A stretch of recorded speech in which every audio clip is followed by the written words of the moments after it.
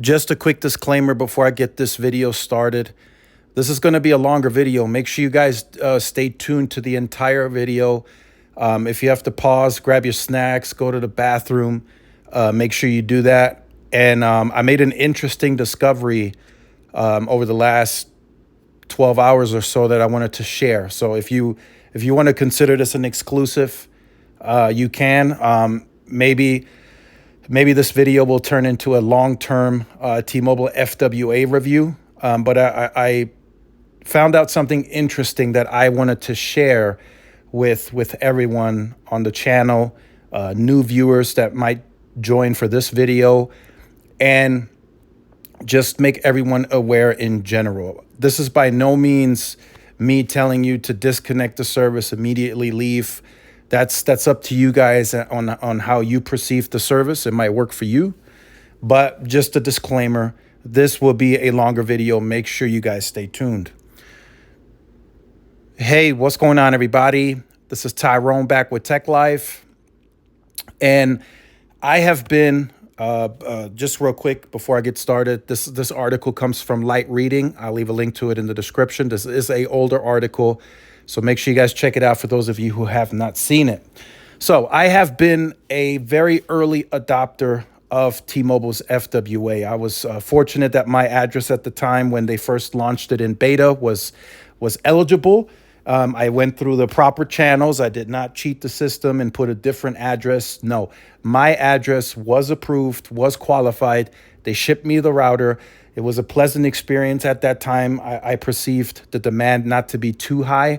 So it was a fairly smooth process for me. I noticed later on that there was a delay in routers being shipped, and it was backed up in some cases 2 months. So I'm glad I wasn't a part of that. But T-Mobile, very early on, as they launched, right, they weren't able to fill demand. The demand was too great, so they stumbled at the very beginning. But they got better over time. But I've been an early adopter of the product, and I've been also fortunate and lucky to be able to use it at 2 separate addresses and get it properly approved and qualified through the address itself. So I can speak from that perspective as well. So the first time that I've been able to use the service at my old address, it lasted maybe, I would say, a good 6 to 7 months before I started really noticing the congestion creeping in, the difference in the performance of the product. I started noticing the buffering and the degradation of quality of the HD that I was viewing at the time, right? Pixelation going from 1080 to 240p. I started noticing that about 6 to 7 months in. Now, the problem is I myself can't really put it into words what caused this, because at first, right, the first thought that comes to mind, mine and probably yours, is, okay, the 6 to 7 months, the product was already congested and they just didn't, properly review the area upon approving the address. Now, that might be true, but you also have to take into consideration for a long time there, they were incorrectly selling the product. So that also didn't help the issues that I was facing, right? So there was high utilization on the sector facing my home address, but I don't know if it was legit customers or if it was just being sold left and right by approving it with different addresses. So at that point, that's something that I wanted to point out in this video, because that could have been very well been the case, because now T-Mobile is really tracking down on that, or cracking down on that. So I've got to experience that. Now, a few months after I remained with the service as my primary, I went through all the bumps in the road, the ups and the downs. So then I come to a new address, and again, right, a little over a year in, started noticing issues now. Degradation of service, performance is dipping throughout the day. So I decided, let me call T-Mobile's care team, right? At the very beginning, they hardly had anybody on care specifically for home internet. Now that's a bit different. Also, very early on, they didn't have a lot of software and programs to really help the care reps at the tier one or tier two level really track and see what's going on. Right at the very beginning, it was just like, oh, we see your address is approved in the tool that we have. We will reach out to the engineers. We'll send in a ticket. The engineers got back with them and said, hey, the site has high utilization. We recommend the customer, possibly start looking for another service elsewhere. That's the first initial response that I got back when I called in a ticket at my old address. So up until this point, right, a little over a year, no issues until now. I'm starting to notice it again during certain times of the day. I'm starting to notice buffering. I'm starting to notice lower quality pictures coming in. Just recently, over the last week or so, right, I started noticing that. So I called in again through the proper channels, and here's where I made the discovery. So I got in contact with Tier 1, and I explained to them, hey, my address is approved. I did the address verification at the time. I got my new address located, but then I'm going through the T-Mobile app, and it shows me that my location is no longer supported. That's through the app as I'm trying to use the placement assistance. Right, I'm thinking maybe I placed the router differently. Maybe that'll help, and then it shows me that my location is no longer supported. So I called Tier 1, and they sound like they know what they're looking at, but they don't want to tell me up front. So they hand me off to Tier 2. So I go through Tier 2, and then this person I'm on the phone with for about 20, 25 minutes, and they now have, right, 4 years, almost 5 years in on this product. Well, probably 4 since they launched it in 2021. They now have actual tools and software where they can pretty much see everything in real time as to what's going on. They can backtrack. They could do it all, right? They no longer have to send in tickets to the engineering team. They can pretty much track and see what's going on in the area. So he did that for me. He ran that analysis. They can also now, the reps, the tier 2 reps for the home internet department, they can also remotely run speed tests on your router for your home area. That's an interesting one. They were definitely not able to do that before. And then he backtracked, right? He looked at different times of the day. He looked at different dates, backtracking, and he said he can see where the speeds are just fluctuating throughout the entire day. Even when I am not myself running speed tests, they can still see the communication, I guess, between the router and the site that it's connected to. They can see exactly how far the site is from the router. They can see the signal quality, all of that. And then he goes on to say, I can see it like, at this time it's doing 160, 170. But then, 5 minutes after that, it goes down to 17 megabits per second. And he says that's where you start seeing the buffering and the degradation of quality. Now, he's telling me in real time, while you're running a speed test to see what the speeds are like, the speeds could have already rebounded and gone back up. But for that split second or 5 seconds, however long it takes for that speed to drop, that's when you're noticing the issues on the quality side. So he did some further checking, and he's like, man, that sector specifically is congested.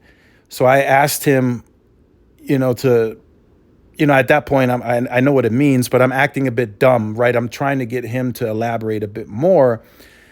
And then he's like, well, our team here, we run this department pretty much nationally for the home internet department. So we get calls from all over the USA. And he says, when we say congestion for the home internet customer, that doesn't necessarily mean it affects the wireless mobile customer. It's more so if the speeds drop below at any time of the day, if they drop below 25 megabit per second, he said, we can no longer guarantee that or say that that's high speed internet.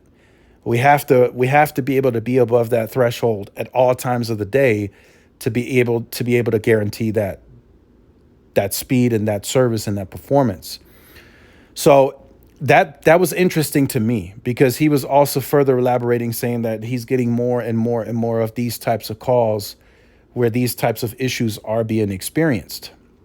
So that was a bit that got me thinking, that got my wheels spinning. And then I was like, I got to make this video really, really pointing that out because, again, now as they're cracking down on the whole using the actual service at the actual address where it's at versus getting it approved through another address and putting it at a completely different address, right? They're geolocking, but I haven't even followed up to see how aggressively they're even doing going after that, right? I haven't really had many people reaching out to me telling me, hey, they cut my service and made me turn it in the next day. There were a few, but for the most part, I was thinking it would affect a far bigger crowd, and that just was not the case and hasn't been the case. So that's interesting, right? So I'm really thinking like, he kept saying, resources are minimal, lacking, all that, all that. That's the type of wording that he was using.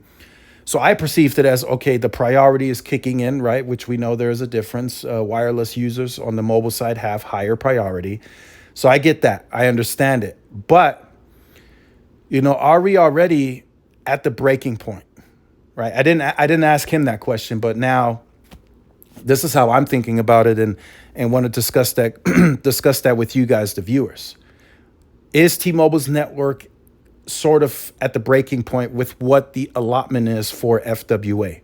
Wireless is fine, but whatever they view the allotment, right, to be, I don't know how they view that internally. I don't know if they say, okay, this is the priority that we have, and this is the capacity that we have, right? Because initially, very early on, the way that they thought about this product is we review an area and we sell this off of the extra capacity, which we know per our analysis that even with mobile usage growth, even with any other type of growth, the areas or the addresses that are approved, we know that for years to come, we can manage that traffic without issue. But now it's different. I don't know how far out they calculated that type of usage because we're already 4 years in, going on year 5 soon of this product being in full rotation, commercially launched. So I don't know if we're starting to creep up to that point where the usage now is outgrowing the amount of years that were anticipated. And now, in year 5, 6, 7, and 8, you're on your own. We don't know if we can support that usage for the rest of those years. We knew we could support it for the first 4 years, but after that, we don't know what happens. We're taking a guess. Are we approaching that? We might be. We very, very well might be. And for T-Mobile to say that as this product matures, their churn is lowering, it's possible, but I can guarantee you guys after that convo with the tier 2 rep, there's people that are dropping this product. And for that product to already perhaps be in that position where it might be at its breaking point in terms of the extra capacity being soaked up, I don't even know if I could recommend it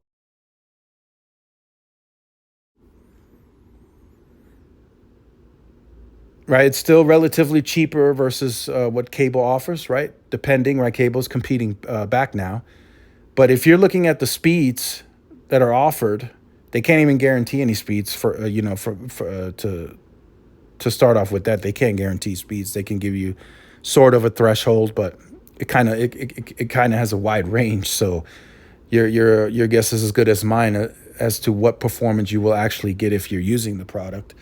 So this is going to get interesting. This is going to get very, very interesting. I want to keep track of this.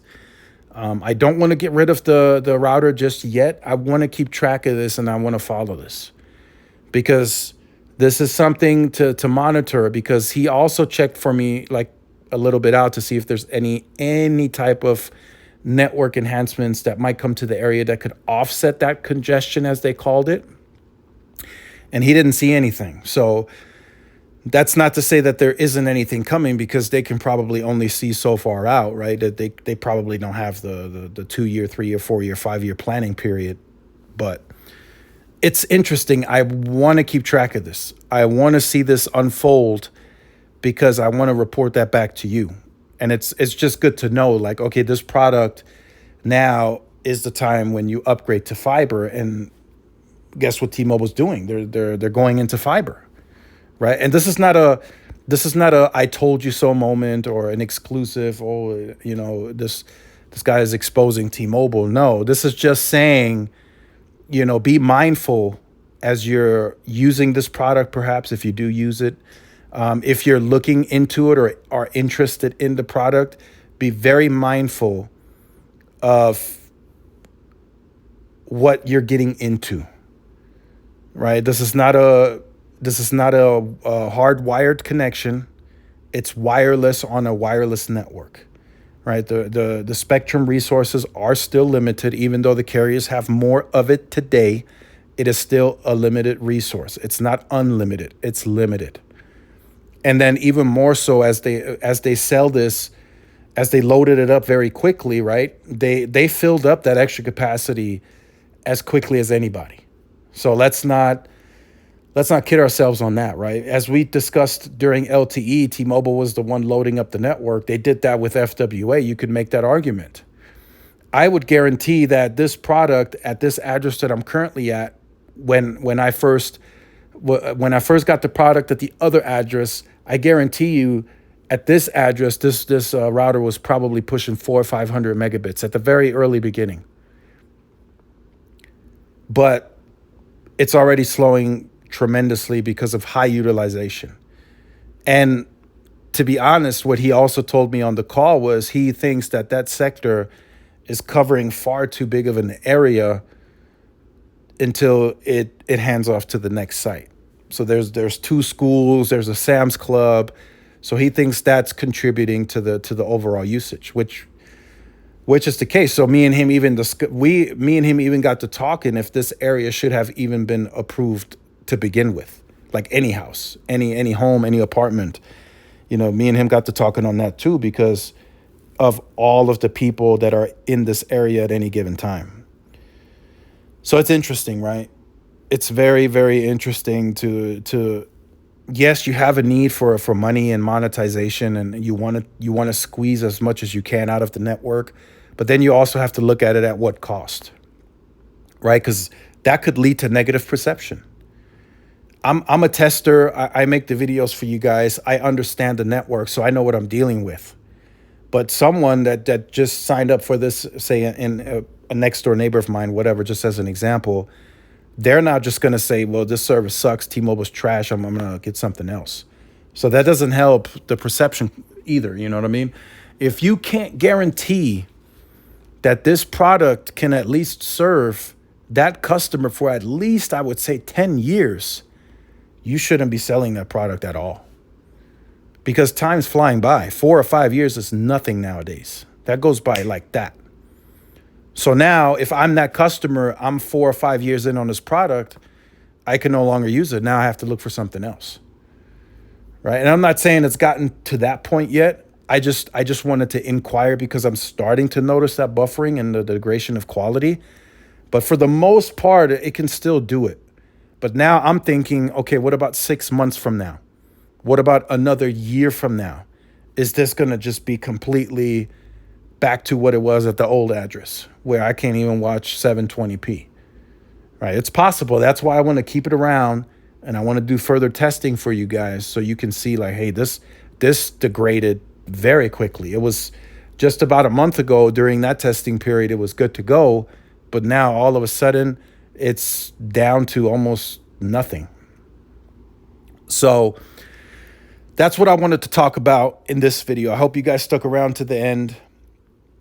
A bit of a longer video, but I think it needed to be done. It needed to be done. I know a lot of people are getting the product. They're getting sucked into it because of a cheaper price, bundling and convergence with the wireless side. And for some of you, it might work.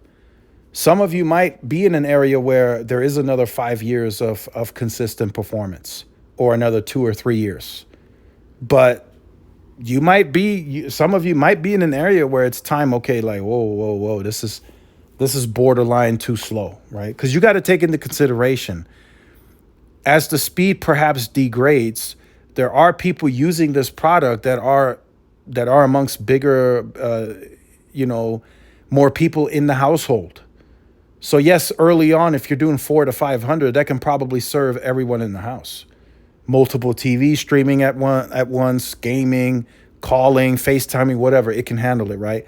But if that service slows down over time and it's still having to support all of the people in the house, that's going to be an issue as the service and performance slows down and congestion creeps up on the system. So yes, September 18th, I want to link it back to that, is going to be very important for T-Mobile to address this if this is a bigger issue. Like, yes, we're ready to do millimeter wave. And like he explained to me on the phone, there is nothing that he can do at this point in time to fix that issue. Nothing. Right? Cable players, fiber players, they can still send a tech out. They can do some tweaks. They can do some stuff at the hub, perhaps, to maybe fix an issue if there is an issue. But with FWA, if you're running into those problems and there is nothing that tech can do, nothing. And you best believe there's nothing an engineer will do. An engineer is not going to all of a sudden put up a permit, spend money just to fix a FWA connection. Ain't going to happen. It has to be for the masses. Like if there's a mass issue with the wireless network, then you might get lucky and get a small cell or another tower. But just for one FWA connection that's making them $40 a month, they're not going to do it. They're just gonna let that customer churn, and in return, it helps them, right? It takes usage off the network, so it helps T-Mobile. As crazy as that sounds, yes, they like making that extra $40-$50, but if that tower is already slowing down tremendously, they would rather just have that customer churn less. That's another terabyte of usage that they get out of that tower. If it's a power user, right? Like for me, I use like 500-600 gigs a month on that FWA. So nothing too crazy. I mean, that's right in line with what cable averages. So it's just that sector has so much usage on it, and it's very, very high on the utilization. So I wanted to share that with you guys in today's video. Let me know your thoughts in the comments. Comment throughout the video, whatever you guys want to do. Let us know your experience. If you're having those issues, or if you're part of the crew that still has maybe that next 5 years worth of performance left with 400 or 500 megabits a second. Let us know in the comments. Like, share, subscribe if you're new to the channel. Follow my social media outlets. This is Tyrone with Tech Life. See y'all in the next one. Peace.